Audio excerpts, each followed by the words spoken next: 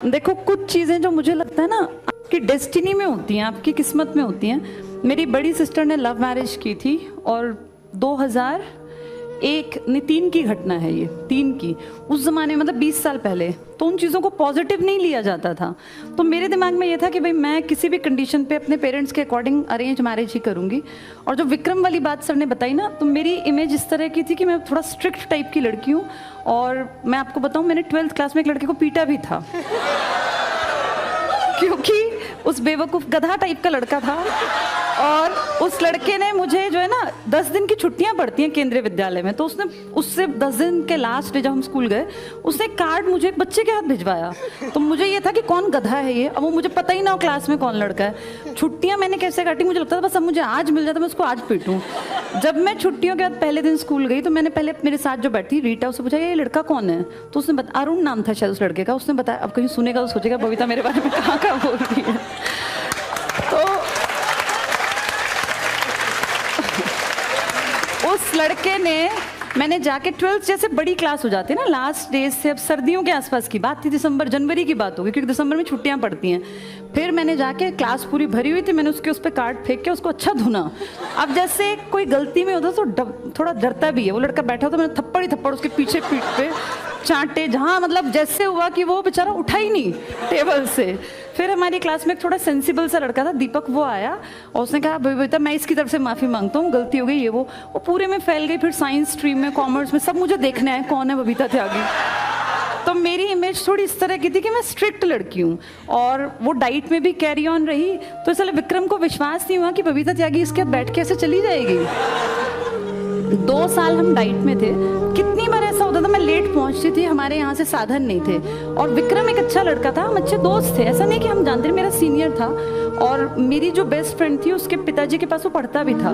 तो मुझे पहले से पता था कि विक्रम का उस जमाने में अफेयर चल रहा था, उससे उसने शादी भी की, दोनों बहुत अच्छा पेयर बनाते हैं। ये बात सर नहीं जानते थे, वो जो पीछे पीछे जाने वाली बात थी ना, मुझे तो पता था विक्रम कहीं भाई इन्वॉल्व है, उससे शादी करेगा, बाकी क्लास नहीं जानती थी।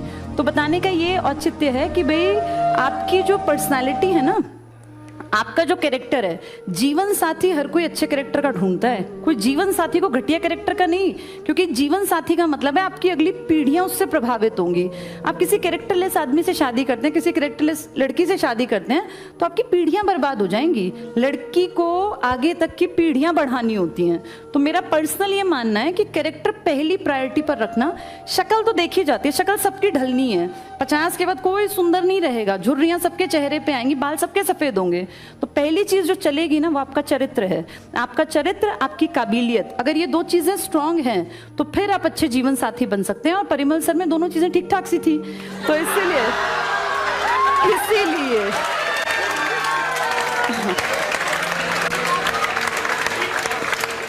जैसे बहुत बार लोग ना गलत डिसीजन ले लेते हैं आपकी एज में।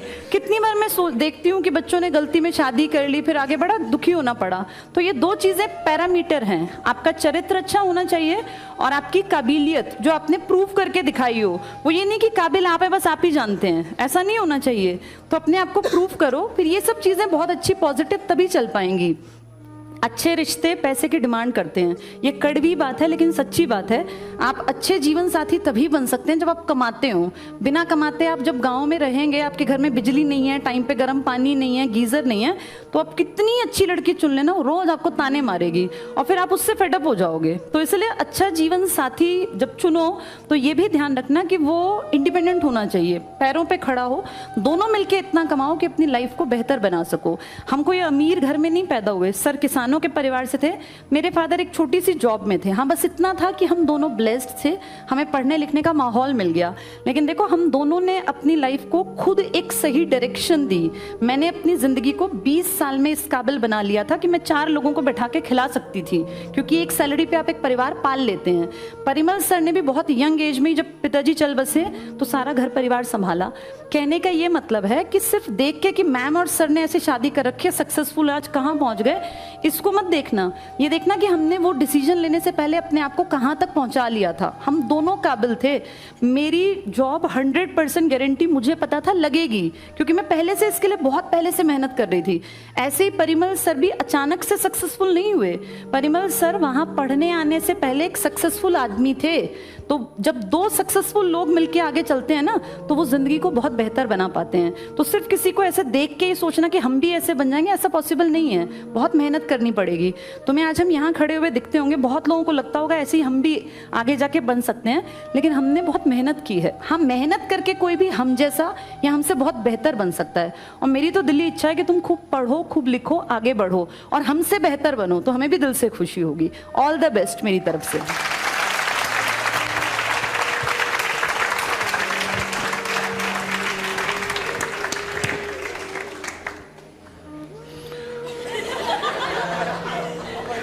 मैं जो उस दिन भी कह रहा था और आज भी कह रहा हूं, ये काबिलियत हर एक आदमी को रखनी चाहिए।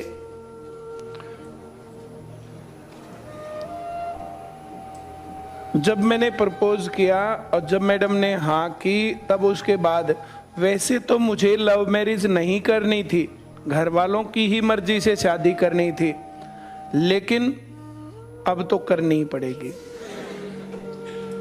मैं जो कह रहा हूं समझ में आ रहा है? और कार्ड देने पर पिटाई करने वाली और ये सब चीजें दिखती तो है ना, या नहीं दिखती बिहेवियर में? क्यों? एक कोई कहे बोला तू सुमन ने जाना है, बोला कौन सी वो आइसक्रीम के चक्कर में किया, तो के पास से मोटरसाइकिल पे बैठ ले थी। या जिसकी ये इमेज कि बबीता त्यागी तेरे पीछे हो ही नहीं सकता। उसके बाद हमारी जो जैसे कोचिंग पूरी हो गई, कोचिंग पूरी होने के बाद हम जर्नली हर रोज मिलते थे। क्या होगा, एक आधा दिन बीच में मिस होता था, तो जर्नली मिलते थे। तो विक्रम के पास मुझे कोई काम था, विक्रम के पास मैंने फ़ोन किया और उधर ही जो है नजफगढ़ का वो था, तो उधर ही मैडम जो है जटीकरा गाँव की थी। तो फिर मैंने कहा कि मुझे नजफगढ़ आना है और ये काम ऐसे, एक छोटा सा काम था। बोले इस काम के लिए नजफगढ़ आएगा? नहीं, मुझे आना ही है। तो फिर मैं वहाँ गया, मैं मिला उससे, तो फिर वो काम हो गया। बोलो तुझे क्यों आना था? और मुझे बबीता से मिलना था। तुम अब भी मिलते हो? मैं कहा हाँ। बोला आई कांट बिलीव। मैं मेरे साथ चल। कुछ लोग देख करके ही मानते हैं।